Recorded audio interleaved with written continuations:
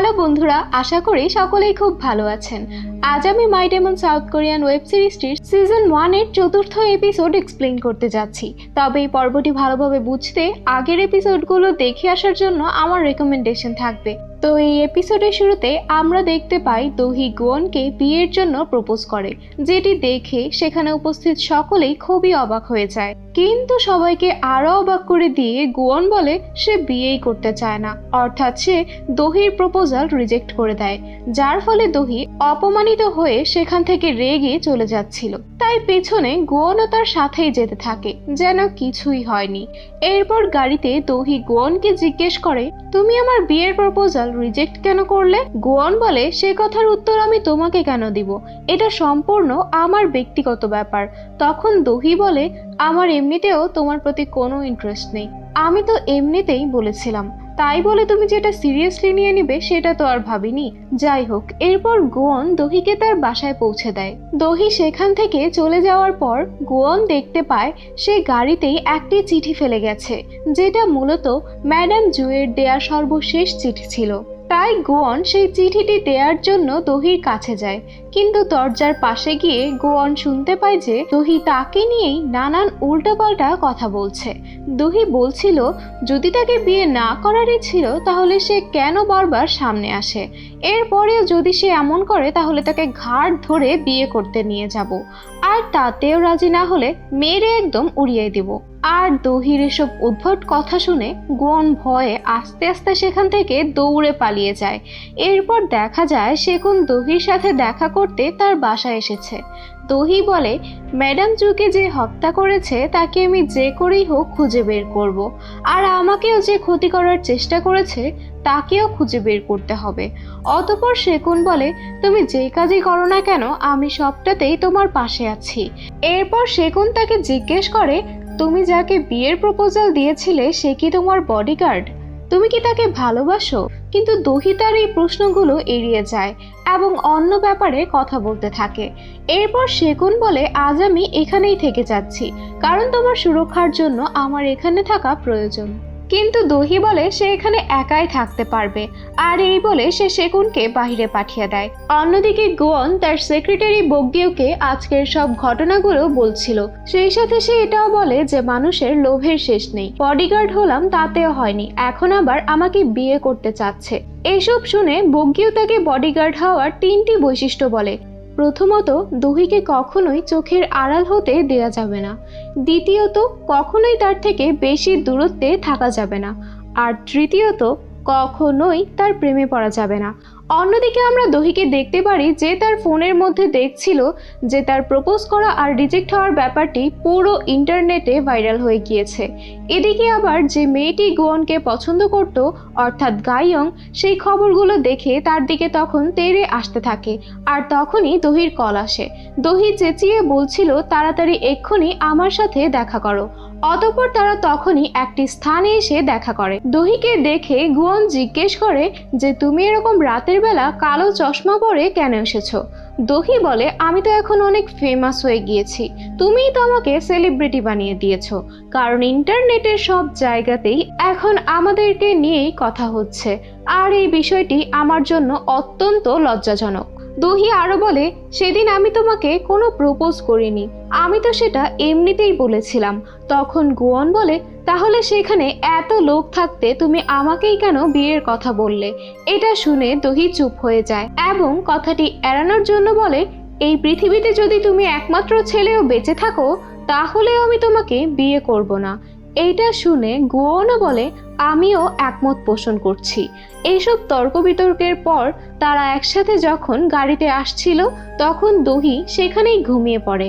পথেই red light দেখা মাত্র গাড়িটি থামালে পেছনের গাড়ি থেকে অনবরত হর্ন বাজানো হচ্ছিল, আর এতে দোহির ঘুম যেন ভেঙে না যায় সেজন্য গুয়ন তার হাত ধরে পেছনের লোকটির গাড়ি নষ্ট করে দেয়।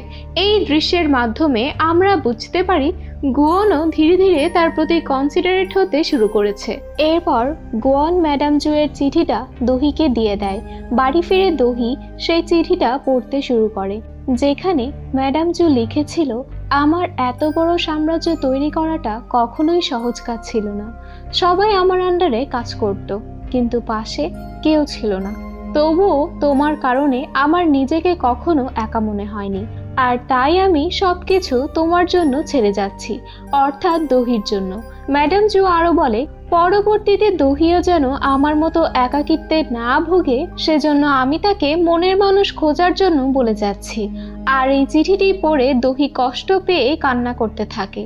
এরপর দৃশ্য পরিবর্তন হলে আমরা দেখতে পাই ম্যাডাম জুয়ের কোম্পানির সকলে মিলে তাকে শ্রদ্ধাঞ্জলি দিচ্ছে। অন্যদিকে সেই গুন্ডাগুলোকে দেখানো হয় যাদের বসকে গোয়ান হত্যা করেছিল, এবং তারা বলছিল হত্যাকারীকে খুঁজে বের করে বসের মৃত্যুর প্রতিশোধ নেবে। এরপর আমরা গোয়ানকে দেখতে পাই যে তার স্বপ্নে বহু বছর আগের মানুষ থাকা অবস্থার কিছু স্মৃতি দেখছিল। বগ্গিও বলে তার শক্তিগুলো ছাড়া সে এখন একজন সাধারণ মানুষ মাত্র। তাই সাধারণ মানুষের মতোই তার বয়স বাড়ার কথা শুনে গোয়ান আটকে ওঠে। তার চামড়া কুঁচকে যাবে সেটা ভাবতেই সে পারছে না। এরপর সে দহির সাথে গাড়িতে যাওয়ার সময় দহির হাত ধরে নিজেকে চার্জ করে নেয়। তখন দহি বলে, এইসব তুমি কি করছো? গোয়ান বলে, আমি তোমার হাত সব সময় এভাবেই ধরে রাখতে চাই, যাতে আমি যখন ইচ্ছে নিজেকে চার্জ করতে পারি। যেহেতু আমার কাছে এখন কোনো শক্তি নেই, তাই পাওয়ার ছাড়া আমি বুড়ো হয়ে যাব, এজন্য আমাকে তোমার হাত ধরে রাখতে হবে। কিন্তু দহি এটার জন্য মানা করে দেয়। এরপর তারা দুজনে অফিসে চলে আসে। অফিসে আসার পর দহির সেক্রেটারি তাকে বলে তাদের কাছে কিছু ভিডিও ফুটেজ আছে, যার মাধ্যমে সেই কিলারের সম্পর্কে কিছুটা হলেও তথ্য বের করা যাবে। অতঃপর দহি ও গোয়ান দুজনেই সেই ভিডিও ফুটেজগুলো মনোযোগ সহকারে দেখতে থাকে, যেন সেই কিলার সম্পর্কে কোনো তথ্য পেতে পারে। এরপর দহি গোয়ানকে জিজ্ঞেস করে, তুমি কি সেই কিলার কে সেটা বের করতে পারবে? গোয়ান বলে, হ্যাঁ পারবো। দহি তখন বলে, তাহলে তুমি এই কথাটা আমাকে আগে কেন বলনি? গোয়ান বলে, তুমি কি এই কথাটা আমাকে আগে জিজ্ঞেস করেছিলে? যাই হোক, এরপর গোয়ান দহির হাত ধরে এবং পাওয়ারের মাধ্যমে সেই কিলারটিকে খুঁজে বের করার চেষ্টা করে। কিন্তু তখনই সে বলে ওঠে, আমি যদি এই কিলারকে এখন খুঁজে বের করে দেই তাহলে তো এরপর আমাকে আর তোমার কোনো প্রয়োজনই পড়বে না। অতঃপর দহি বলে, তুমি যদি এখন আমাকে সেই কিলারটি খুঁজে পেতে সাহায্য করো তাহলে আমি পরবর্তীতে তোমার শক্তিগুলো তোমাকে ফিরিয়ে দিতে সাহায্য করব। গোয়ান বলে, তাহলে এর সাথে তোমাকে আরেকটি সাহায্য করতে হবে। আমি আমার শক্তিগুলো ফিরে না পাওয়া পর্যন্ত তোমার হাত আমাকে ধরে থাকতে দিতে হবে, যেন আমি নিজেকে চার্জ করতে পারি। অতঃপর দহি গোয়ানের সব শর্তে রাজি হয়। এরপর গোয়ান দহির হাত ধরে চুটকি বাজাতেই তারা দুজনেই একটি স্টোর রুমের ভেতরে চলে আসে। স্টোর রুমের বাহিরেই অফিসের কয়েকজন কলিগ মিলে কথা বলছিল, যারা দহি এবং গোয়ানের ব্যাপারেই কথা বলছিল, কারণ তারা মনে করেছিল যে ওদের মধ্যে হয়তো কিছু একটা চলছে। এইসব কথা শুনে রুমে থাকা দহি এবং গোয়ান দুজনেই মুখোমুখি থাকা অবস্থায় একটা বিব্রতকর সিচুয়েশনে পড়ে যায়। এরপর তাড়াতাড়ি করে গোয়ান দহির হাত ধরে আবারও চুটকি বাজাতেই তারা দুজনেই অফিসের বাহিরে চলে আসে। দহি বলে, কি হলো, তুমি কি সেই কিলারকে খুঁজে বের করতে পারছো না? তখন গোয়ান বলে, আমি নিজেও বুঝতে পারছি না যে আমার শক্তিগুলো কেন ঠিকভাবে কাজ করছে না। এরপর গোয়ান বলে, তোমার হাত দাও, আমাকে চার্জ করতে হবে। তখন দহি বলে, তুমি তো সেই কিলারকে খুঁজে বের করতে পারোনি, তাহলে কেন আমার হাত তোমাকে ধরতে দেব? আর এটা বলেই দহি সেখান থেকে চলে যায়। পরের দৃশ্যে আমরা সেই কিলারটিকে দেখতে পাই, যার কাছে দহি এবং গোয়ানের অনেকগুলো ছবি দেয়ালে লাগানো ছিল। অন্যদিকে সেই গুন্ডাদেরকে দেখানো হয় একটি হোটেলে তারা বসেছিল। তখন সেখানে তাদের কাছে একটি ওয়েটার আসলে তারা ওয়েটারটিকে একটি ছবি দেখায়, যেটিতে গোয়ান ও দহির ছবি ছিল, আর ছবিটির পেছনে তাদের সম্পর্কেও লেখা ছিল। গুন্ডাগুলো ওয়েটারকে জিজ্ঞেস করে যে এই দুজন কে এবং তাদেরকে এখন কোথায় পাওয়া যাবে। দেখা যায় এই ওয়েটার আর কেউ নয়, বরং সেই কিলারটিই ছিল। মূলত সেই ওয়েটারের ছদ্মবেশে সে এখানে এসেছিল। দৃশ্য পরিবর্তন হলে আমরা দেখতে পাই গোয়ান, দহি এবং আরো কয়েকজন মিলে একটা রেস্তোরাঁয় এসেছে ডিনার করার জন্য। আর সেখানে হঠাৎ করে গোয়ান দহির হাত ধরে বসে থাকে, যার ফলে অন্য সকলের সামনে দহি অনেক অকওয়ার্ড ফিল করতে থাকে। তখনই তাদের মধ্যে থাকা একজন জিজ্ঞেস করে বসে যে দহির প্রপোজাল গোয়ান কেন সেদিন রিজেক্ট করে দিল। সে দহিকে পছন্দ করে না এমন কিছু? গুয়ন বলে সে দহিকে অনেক পছন্দ করে, কিন্তু পছন্দ করলেই কি তাকে বিয়ে করতে হবে? আর গুয়নের মুখ থেকে এসব কথা শুনে দহির রিয়াকশন এমন ছিল যেন সে গুয়নকে এক্ষুনি মেরেই ফেলবে। তাই দহি রাগ করে তখনই গুয়নের হাত ছাড়িয়ে নেয়। অতঃপর তাদের ডিনার শেষ হলে দহি গুয়নকে রেখে একাই চলে আসছিল। আসলে দহি তার ওসব কথার উপর বেশ রেগেছিল। তখন গুয়ন তার পেছনে আসতে আসতে বলতে থাকে, তোমার আবারও কি হয়ে গেল? পাবলিকালি আমরা হাত ধরতে পারবো না, মুড খারাপ হলেও হাত ধরতে পারবো না, তাহলে আমি তোমার হাতটা ধরবো কখন? এবং আমি নিজেকে কিভাবে চার্জ করব? দহি তখন বলে, আমি কোনো চার্জার নই, আমি একজন মানুষ। কিন্তু তখনই সে পেছন ঘুরে দেখে যে গুয়ন সেখানে ছিলই না। দেখা যায় গুয়ন সেখান থেকে দহির উপর রাগ করে চলে এসেছে। কিন্তু কিছুটা পথ এগিয়ে আসার পর তার মনে হয় যে দহিকে সেখানে একা ফেলে আসা উচিত হয়নি। তাই সে যখন ফিরে যেতেই নিচ্ছিল তখনই সেখানে তাকে ধরার জন্য সেই গুন্ডাগুলো চলে আসে।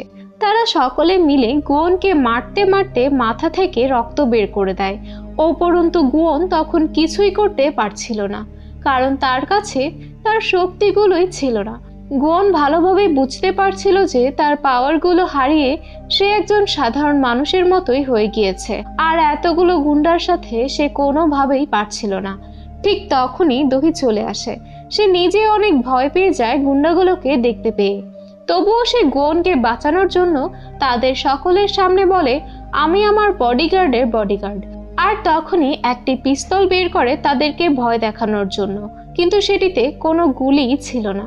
দহি নিজে ভয় পাওয়া সত্ত্বেও কোনো মতে সে গুয়নের দিকে এগিয়ে তার হাতটি বাড়িয়ে দেয়। দহির হাতটি ধরতেই গুয়নের সব রকম ক্ষত নিমিষেই সেরে যায়। আর এই সব কিছু দূর থেকে ভিডিও করে নেয় সেই ভয়ঙ্কর কিলারটি।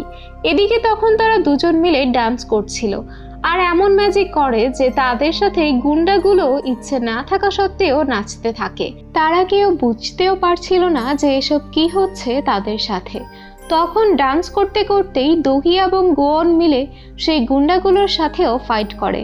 শেষ দৃশ্যে দেখা যায় তাদের নাচ শেষ হলে চারিদিক থেকে ফুলের পাপড়ি ঝরতে থাকে তাদের উপর। দেখা যায় এবার গুয়নও দহির প্রেমে পড়ে গেছে, অর্থাৎ সে বডিগার্ড হওয়ার তৃতীয় বৈশিষ্ট্যটাও ভঙ্গ করে ফেলেছে।